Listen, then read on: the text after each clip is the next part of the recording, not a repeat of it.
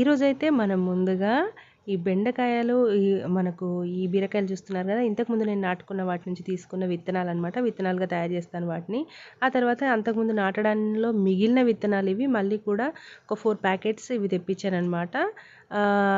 ఈ 4 ప్యాకెట్స్ కూడా నాకు 100 రూపీస్ దాకా పడినాయి. అవి ఏంటి అని అంటే ఇప్పుడు చూపిస్తాను.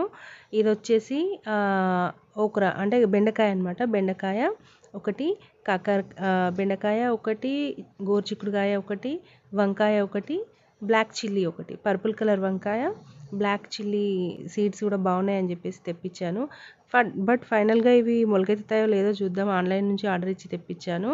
ఇక్కడ వచ్చేసి ఇవన్నీ కూడా ఏంటి అంటే సొరకాయ విత్తనాలు, పొట్లకాయ విత్తనాలు, అలాగే కాకరకాయలో కూడా 2 రకాలు ఉన్నాయన్నమాట. గ్రీన్ అండ్ వైట్ కలర్ కాకరలు. ఇవి మొలకెత్తాయో లేదో చూద్దాం. ఫర్దర్ వీడియోస్ కోసం లైక్ చేయడం, షేర్ చేయడం, సబ్స్క్రైబ్ చేయడం మర్చిపోవద్దు.